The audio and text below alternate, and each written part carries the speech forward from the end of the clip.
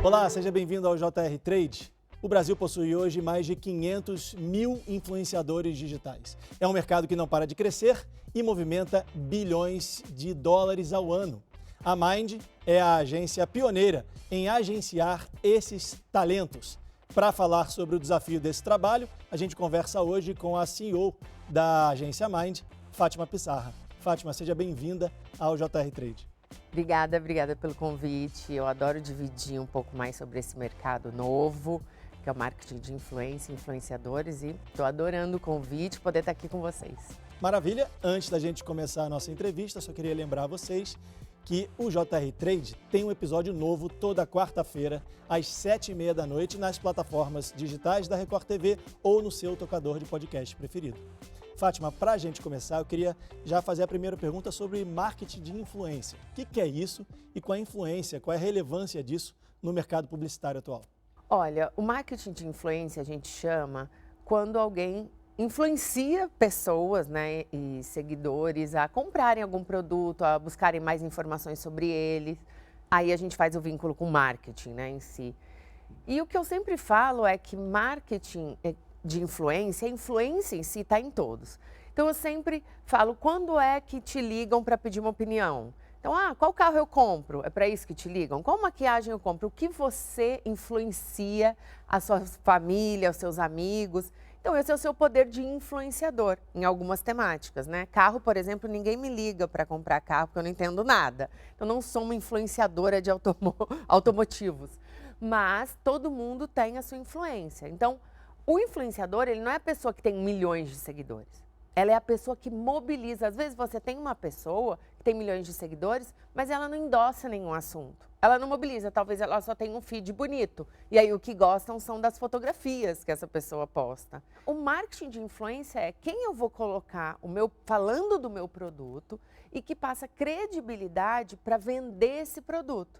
Então é muito importante, claro, você ser usuário desse produto, né? A gente sempre fala, não faz uma campanha com alguém que nunca postou nada sobre isso, que não usa esse produto, né? Que só está fazendo pelo dinheiro. Então, busque quem são os influenciadores do seu produto. Todos os produtos têm influenciadores. Tem quem usa, tem quem gosta, tem quem recomenda para os amigos. E desenvolva um marketing de influência que seja orgânico e verdadeiro. E hoje tem um monte de gente, então desde pessoas com poucos seguidores até pessoas com muitos seguidores. E isso está crescendo muito, principalmente as marcas contratando e vendo isso funcionando na vida real. É claro que é importante a gente pensar que a rede social ainda é muito usada por jovens, né? Porque está crescendo aí esse movimento. Então é claro que você vai ter mais marcas que falam com esses públicos do que com o público mais velho, que muitas vezes está em outros canais para se comunicar. Mas, assim, tem muitos entrantes de marcas que já vêm grande relevância, já vem uma comunicação que gera venda, que gera endosso, que gera credibilidade, e já estão fazendo muitas ações nas redes sociais com esses influenciadores. E assim, a gente faz ações com influenciadores pequenos, de 2, 3 mil seguidores, mas são pessoas que são muito embasadas nos assuntos, tem especialistas em assuntos. Então tem marca, por exemplo, marca que vende semente. Isso na pandemia foi a primeira vez que chegou para mim um trabalho falando, a gente quer influenciadores que vendam semente. E aí a gente vai buscar e você vê uma pessoa, às vezes um professor de agronomia, de algumas matérias relacionadas, que tem 7, 8 mil seguidores, mas são pessoas que o agro inteiro segue, que conhece, confia no que essa pessoa fala. Então, vai muito pela credibilidade. Isso que eu queria te perguntar. A pessoa pode criar o conteúdo ou ela tem que realmente fazer aquilo? Porque o professor, por exemplo, sei lá, de biologia, e ele vende alguma coisa ligada à biologia, ele realmente vive aquilo ali no dia a dia dele. Mas se ele não for um professor de biologia, mas quiser vender alguma coisa relacionada àquilo, isso vende? Olha, depende, né? Claro que a gente tem produtos que todo mundo usa, tipo produtos de casa. Aí você pode chamar qualquer pessoa que tem uma casa, que é praticamente todo mundo, né? E que vai mostrar, às vezes, usando um produto na cozinha. E você está falando de produtos de grande escala. É muito mais fácil você ter pessoas que têm esse tipo de endosso. Mas tem assuntos que são muito específicos, aí você vai pegar gente bem específica. Ou uma marca que quer trabalhar empoderamento feminino. Então, ela pode ser uma marca de produtos de casa, mas ela tem um viés de empoderamento feminino. E aí você tem que achar influenciadores que falam sobre casa, ou que tem família, ou que tem aquele dia a dia que aparece mais a casa, junto com a característica de empoderamento feminino, que tenha um discurso sobre isso, que tem um trabalho em cima disso. Então, a gente vai trabalhando esse xadrez aí para que a marca consiga traduzir na pessoa que ela está contratando o que ela quer mostrar como atributo de marca, né? Então, o que ela está usando na propaganda dela de televisão, a gente tenta mostrar na rede social da mesma forma, espelhar esse conceito que ela quer passar. Então, não necessariamente essa pessoa precisa ser uma especialista naquele assunto. Não. Ela tem que saber falar não. sobre isso. Dependendo, ela não é uma especialista, mas ela usa, né? Então, por exemplo, maquiagem. Normalmente, muitas mulheres usam maquiagem. Então, você pode achar especialistas, mas você pode também contratar pessoas que estão sempre bonitas, maquiadas, mas que elas não passam o dia inteiro fazendo post de maquiagem. Pode ser uma pessoa de moda, pode ser uma dona de casa. Então, tudo depende do que a marca quer falar, né? Com quem que a marca quer falar. Se é muito especialista, aí a gente vai para especialistas. Se é mais geral, mulheres normais que usam o produto, aí vai para mais geral. Claro, você tem esses grandes produtos que falam com todo mundo, tipo varejo mesmo, né? O varejo hoje pode falar com todo mundo, porque vende tudo, né, dentro dos varejistas. Então, você pode ter vários tipos de perfis. E aí, semente, aí já é bem mais específico. E você tem os influenciadores que não são de um assunto específico, tipo um comediante que tem milhões de seguidores e fala de assuntos diversos. Esse vende também, por conta da quantidade de seguidores, as pessoas gostam dele e querem comprar o que ele está vendendo, ou as pessoas não compram dele porque ele não conhece daquilo, fala de tudo, acaba não falando de nada? Não, eu acho que todo mundo vende. Como eu te falei, as marcas que trabalham assuntos mais diversos acabam escolhendo seus influenciadores, as outras marcas mais específicas são outros, mas muitas vezes a gente faz esse viés, como eu falei, de contratar uma pessoa que se maqueia, mas tem empoderamento feminino. Muitas vezes é humor. Então, eu quero falar de produtos de limpeza com uma forma de humor. Então, a propaganda na televisão é com humorista, né? Os canais que ele está trabalhando têm o viés de humor. E aí a gente coloca os humoristas fazendo aquele papel e brincando de fazer aquela sketch. E o que está crescendo muito o humor nas redes, né? Tem muito agora a moda que é o POV, né? Que é como as pessoas agem em situações e mostram isso nas redes. Então, os humoristas usam muito isso. Então, muitas vezes você vai mostrar ali aquela marca, tipo assim, indo com meu pai escolher um carro.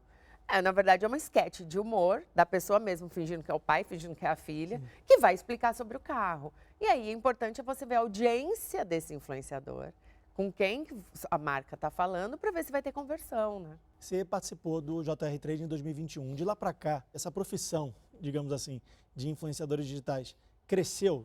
A coisa se tornou mais profissional? Olha, na pandemia, acabamos que tivemos que ficar dentro de casa, infelizmente. E aí, muita gente que não tinha essa vivência no digital começou a ter, porque era a única vivência que a gente conseguia ter, né? E falar com as pessoas e tudo mais. Então, cresceu muito a parte de influenciadores. Até muitos cantores, muitas pessoas que não faziam muito uso da rede social, que usavam mais para uma foto, um vídeo de um show, começaram a fazer mais. Começaram a usar o TikTok, começaram a usar mais o Instagram, começaram a se aproximar das suas audiências, conversar e gostar de usar as redes sociais para mostrar, às vezes, até outras coisas. Então, cresceu muito. Mas a boa notícia é que ainda pode crescer muito mais. Porque está vindo cada vez mais marcas novas que não anunciam, né, e não trabalham muito as redes ainda, porque a gente tem um problema de acesso celular no Brasil, que ainda é muito limitado, né, por uma questão de impostos e aí tudo mais. E acaba que, quando isso for passando e for crescendo, vai vir mais gente, então só vai crescer. O que atrai a atenção das marcas? É o comentário na rede social? Você falou que não é mais a quantidade de seguidores, né? Então é o comentário da pessoa que faz ali na publicação. O que chama mais a atenção? Olha, eu acho que as marcas, elas estão sempre buscando quem faz conteúdo relacionado a elas, né? Ao tipo de assunto que elas tratam. Então elas mesmas procuram e sempre tem alguém que trabalha ali que, eu vi esse também, olha, fala muito bem sobre isso, fala muito bem sobre aquilo. Então é como a pessoa fala mesmo. Ainda tem muitas marcas que contratam por número de seguidores quando a gente quer fazer uma campanha de divulgação, né? Vai lançar um produto massivo, televisão. Aí me vê gente que tem muito seguidor que vai, né, jogar aquilo para muita gente. Mas nesse sentido, depende sempre do objetivo. Então, eu acho que o crescimento que está acontecendo para as marcas é ver tudo isso virar uma conversão, virar uma venda, virar um uso de produto.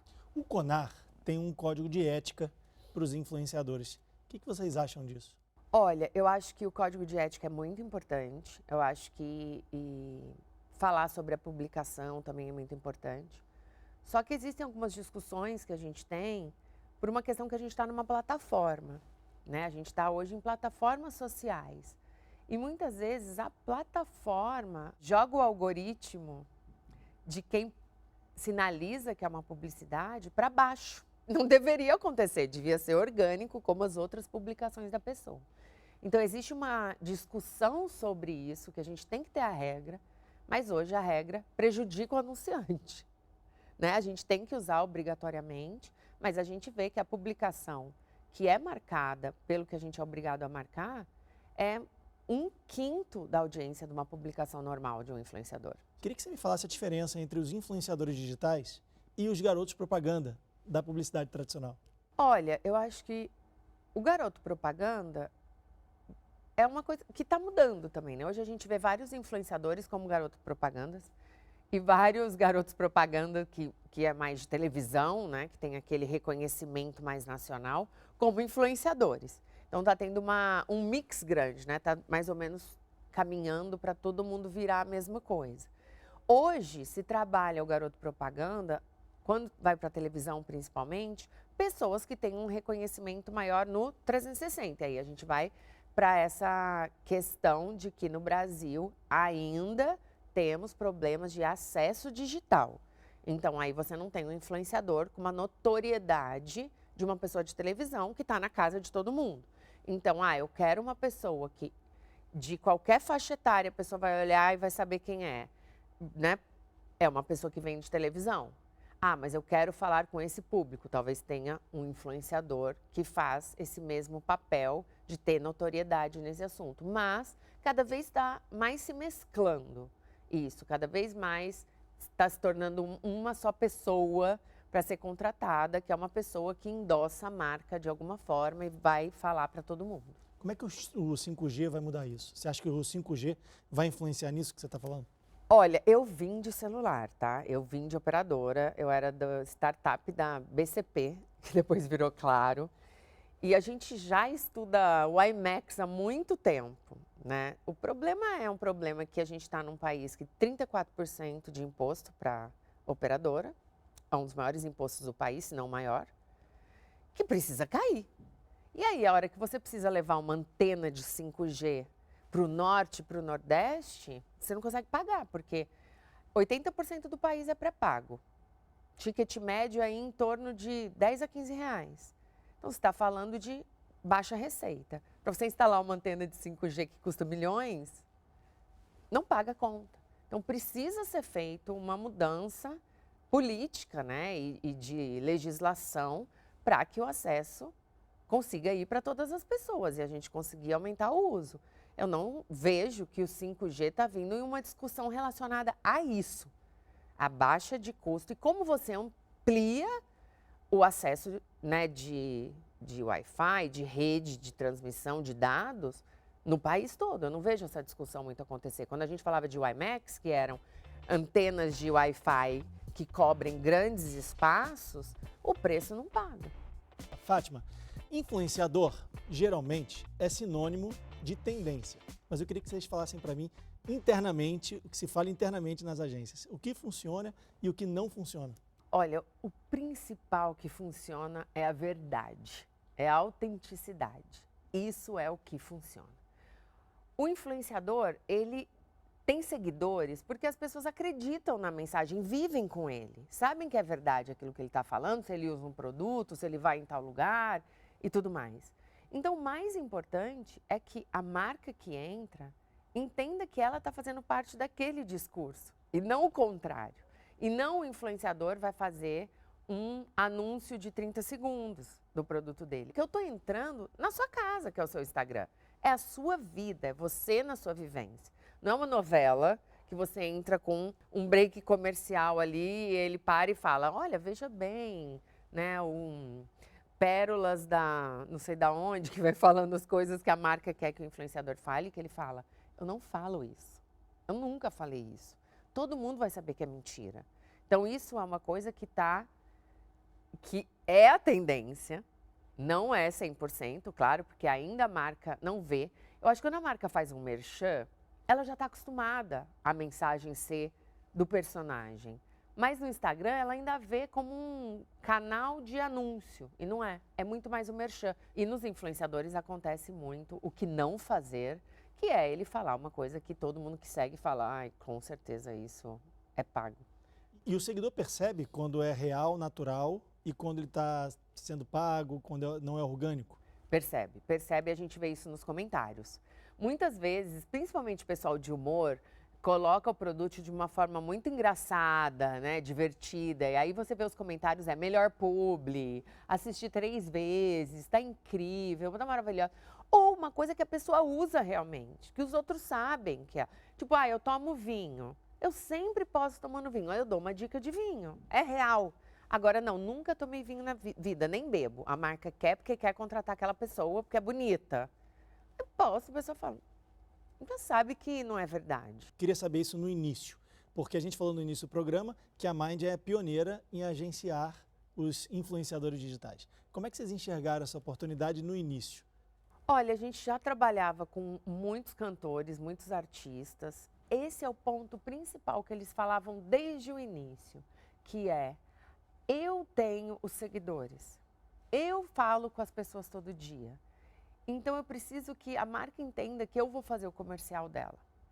Isso desde o começo. E até hoje, a gente trabalha para melhorar essa comunicação de como eles falam com as marcas. Mas a gente foi vendo desde o início que ia crescer, que era um formato que ia crescer, que cada vez estavam vindo novas plataformas. É uma coisa que, assim, a gente não aprendeu lá e está fazendo hoje. A gente aprende todo dia. Todo dia eu tenho que saber o que está surgindo, como é que as pessoas estão se movimentando, se comportando. Mas o que é interessante na Mind é que como a gente tem mais de 300 influenciadores nossos, né, que trabalham exclusivamente com a gente, e os grupos são vivos, né, com eles no WhatsApp, eles mesmos vão falando para onde está indo. E como é que a inteligência artificial pode ser usada nisso? Olha, e lendo o que está virando tendência. Eu acho que a inteligência artificial hoje acontece muito isso, identificando no algoritmo o que está virando tendência. Claro que se você tem uma vivência muito grande na rede social, você já vê que está indo por esse caminho. Mas acho que a inteligência artificial consegue ler. E quando a gente faz, às vezes, análises de redes sociais de pessoas que têm bastante seguidor, você vê a similaridade de uma na outra. Então, acho que a inteligência artificial vai ajudar mais e mais numa facilidade maior desse reconhecimento de para onde está andando. Quais são as empresas, os patrocinadores, as agências que investem mais nesse tipo de mercado? Porque uma empresa muito grande, que tenha muito dinheiro, investe muito em televisão, porque pega muita gente. Mas a empresa pequena não tem dinheiro para investir na televisão, que às vezes é muito caro, e ela segue para a rede social. Isso acontece muito? Quais são as empresas que fazem isso? São as pequenas empresas? Olha, eu acho que os dois. Porque você tem a empresa grande que investe muito em televisão, mas que ela também precisa falar com esse público, que é essa audiência, que está muitas vezes mais no digital, então ela precisa amplificar. E cada vez mais a gente está construindo com a televisão formatos de continuidade, né? De tipo, começa na rede social, vai para a televisão, volta para a rede social. Então, como a gente unifica essa conversa? E as marcas digitais, é claro que iniciam na rede social. Mas hoje você já vê muitas, né, techs, que a gente chama, indo para a televisão. Você, além de ser CEO da Mind, é CEO também agora da Billboard, né, Brasil. A primeira edição da revista vai ser lançada, da revista impressa, vai ser lançada em setembro. Isso. Qual é a expectativa? A gente está muito feliz. A primeira edição vai ser lançada, uma edição especial do The Town, do festival. A gente quer muito trabalhar a revista impressa como um artigo de colecionador. Então a gente solta depois, para todo mundo que foi no evento querer ter a revista. Depois a gente vem aí com uma edição em homenagem a Marília Mendonça, junto com o prêmio da música sertaneja da Marília Mendonça que a gente está fazendo junto com a Dona Ruth, com a família. A gente está fazendo a parte de produção desse prêmio. E aí a gente vai ter a Billboard especial da Marília também aí com entrevistas, com fotos, com arquivo. A gente quer que a revista impressa seja colecionável, que você deixe ali na sua mesa, que fale sobre um assunto que você tem envolvimento, tem interesse. E aí trabalha as redes sociais com as notícias em tempo real, show e tudo que está acontecendo de música no Brasil. A gente está muito feliz em trazer a revista, porque eu vim de música, eu era CEO da Vevo no Brasil, e aí ela teve a operação absorvida pelo YouTube, e a gente teve esse gap aí de pandemia, mas sempre pensando em trazer outra marca de música, que o país é um país de música, né, de entretenimento, e as marcas acabaram focando em outros assuntos. Então a gente já viu que era importante. Aproveitando que você está falando de música e entretenimento, a Preta Gil é sócia da agência, né? Ela deu um exemplo maravilhoso aí, enfrentando um tratamento sério de saúde. Como é que é ter esse exemplo dentro da agência? Olha, a Preta, ela participa demais. Desde o primeiro dia que eu chamei ela para ser sócia da Mind, que ela é muito ativa aí nesse dia a dia. E mesmo ela enfrentando esse problema, não para, nem um minuto.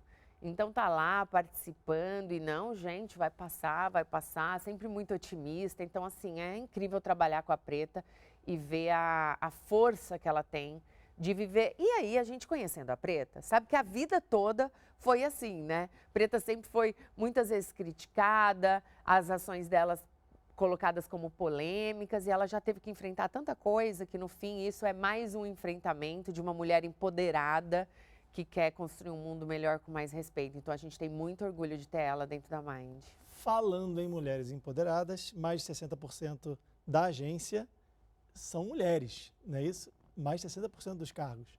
Como é que é ter essa representatividade, mais da metade da agência ser feminina? Olha, que para mim é muito natural. Eu não sei, eu vou entrevistando e vou contratando. Meio que foi acontecendo, talvez por conhecer, né? E traz amiga, conhecida, indicação, a gente pede para as nossas amigas. Mas desde sempre, quando eu trabalhei em marketing, sempre tiveram muitas mulheres, então eu não vim de um mercado 100% masculino. Claro que você tinha mais diretores homens, vice-presidentes, o que é natural, né, essa mudança.